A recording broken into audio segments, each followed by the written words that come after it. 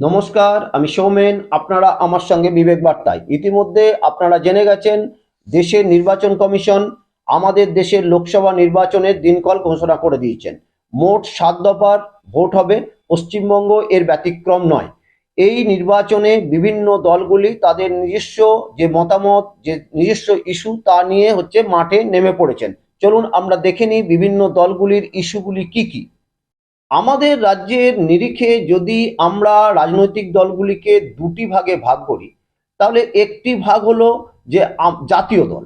জাতীয় দলগুলির মধ্যে বিজেপি, কংগ্রেস এবং সিপিআইএম আছে, এবং অন্য একটি ভাগ যেটা হচ্ছে আঞ্চলিক দল। সে আঞ্চলিক দলের মধ্যে আছে Trinamool, forward block, CPI, ISF ইত্যাদি ইত্যাদি দলগুলি। এখন এই দলগুলি তাদের ইস্যুকে কিভাবে নির্দিষ্ট করে? না, যেগুলো জাতীয় দল তারা ইস্যু নির্দিষ্ট করে যেসব ঘটনা আমাদের দেশকে প্রভাবিত করে, যেসব ঘটনা, যে নীতি আমাদের দেশকে প্রভাবিত করে, সেগুলিকে তারা ইস্যুর মধ্যে সংযুক্ত করে। তার সঙ্গে সঙ্গে যে রাজ্যে নির্বাচন হচ্ছে সেই রাজ্যের যে ইস্যু, সেই ইস্যুগুলোকেও তারা যুক্ত করে। আঞ্চলিক দলের ক্ষেত্রে কি না, আঞ্চলিক দলের ক্ষেত্রে হয় যে কেন্দ্রীয় সরকারের যে নীতি রাজ্যকে প্রভাবিত করছে এবং সেই নীতিকে বিরোধিতা করে, এবং তার সাথে সাথে রাজ্যের উন্নয়ন এবং রাজ্যের ক্ষেত্রে কোন কোন বিষয়কে সামনে নিয়ে আসলে রাজনৈতিক লাভ হবে সেইগুলোকে ইস্যুর সঙ্গে সংযুক্ত করা হয়। আমরা যদি জাতীয় দলগুলিকে নিয়ে এক এক করে আলোচনা করি, তাহলে দেখব তারা যেসব ইস্যুগুলিকে সামনে নিয়ে আসবে, মোটামুটি তাদের যে লক্ষ্য এবং আদর্শ, সেই লক্ষ্য আদর্শ যাতে পূর্ণ হয় সেই লক্ষ্যেই তারা এই ইস্যুগুলিকে সামনে নিয়ে আসে। যেমন ধরুন, বিজেপির আলটিমেট লক্ষ্য কি? বিজেপির মূল লক্ষ্য হচ্ছে হিন্দু রাষ্ট্র গঠন করা। হিন্দু রাষ্ট্র গঠন করতে গেলে যে যে পদক্ষেপ নেওয়া উচিত এবং সেই পদক্ষেপের ক্ষেত্রে যে যে বিষয়কে জনসাধারণের সামনে নিয়ে আসা উচিত, সেইগুলিকে তারা নিয়ে আসার চেষ্টা করবে এইবারের নির্বাচনে। যেমন ধরুন, রাম মন্দির উদ্বোধনের পরবর্তীকালে বিজেপি মনে করছে দেশব্যাপী একটা উদ্দীপনার সৃষ্টি হয়েছে। তাই বিজেপির পরবর্তী পদক্ষেপ কি না, বারাণসীর জ্ঞানব্যাপী মসজিদ বা মথুরার বিতর্কিত মসজিদ। ঠিক সেইভাবেই নাগরিকত্ব আইনকে তারা প্রাধান্য দিচ্ছে। ঠিক অন্যভাবে যদি আমরা দেখি যে তারা এক দেশ, এক জাতি, এক ভাষা, এইরকম একটা স্লোগানকে সামনে নিয়ে লড়াই করছে। পশ্চিমবঙ্গের ক্ষেত্রে তার সঙ্গে যুক্ত হয়েছে যে পশ্চিমবঙ্গ যে সরকার, সেই সরকারের সর্বক্ষেত্রে যে দুর্নীতি, সেই দুর্নীতিকেও তারা ইস্যুর সঙ্গে যুক্ত করে এবারের নির্বাচনের লড়াইয়ে যাচ্ছে। তবে এক্ষেত্রে একটা কথা বলা যায় যে বিজেপিকে যারা কন্ট্রোল করে, সেই আরএসএস বিজেপিকে আগে থেকেই সাবধান করে দিয়েছে যে তৃণমূলের বিরুদ্ধে এমন কোনো প্রতিরোধ গড়ে তোলা যাবে না যাতে সিপিআইএম এর লাভ হয়। সুতরাং বিজেপিকে এই বিষয়ে সতর্ক থেকেই কাজটা করতে হবে, তাদের নির্বাচনী লড়াইকে এগিয়ে নিয়ে যেতে হবে।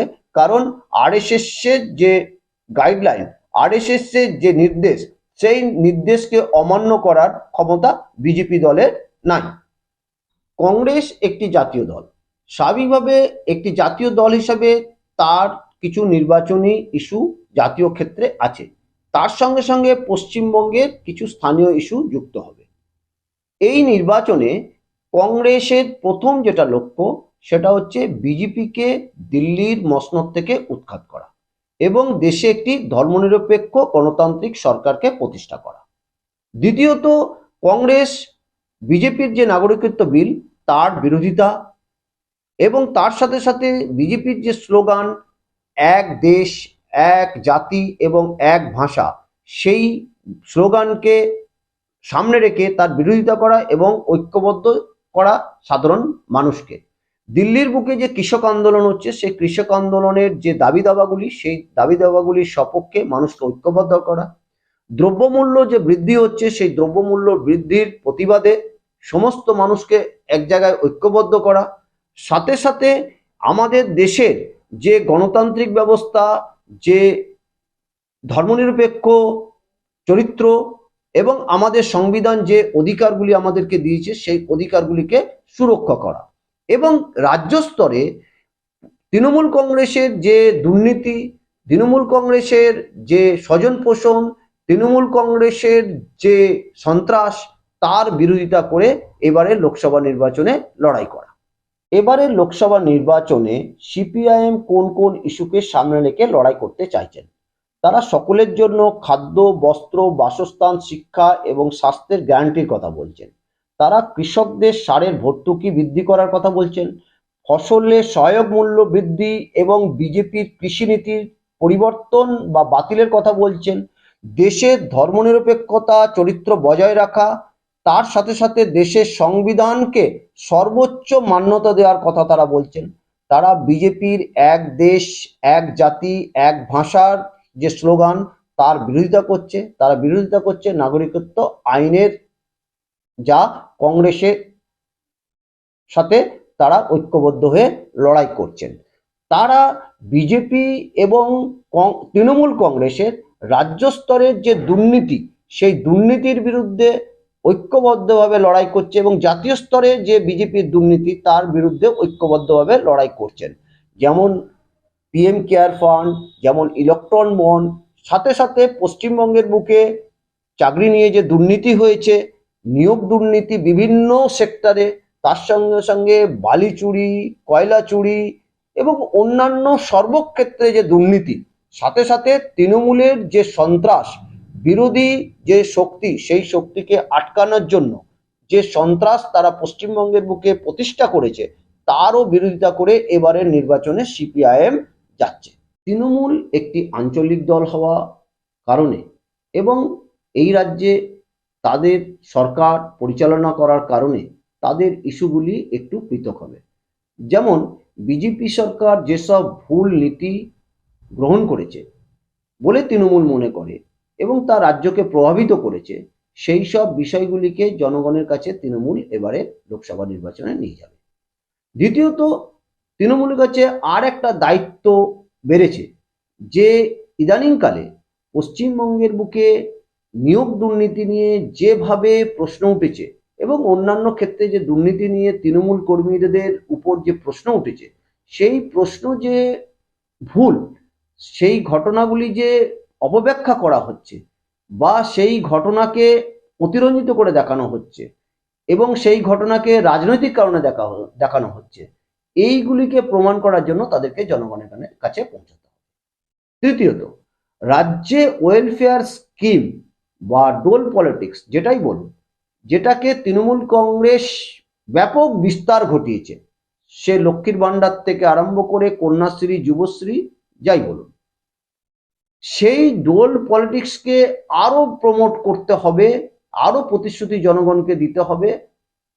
তাই এটা তৃণমূলের একটা বাড়তি দায়িত্ব পড়বে এবারে লোকসভা নির্বাচনে।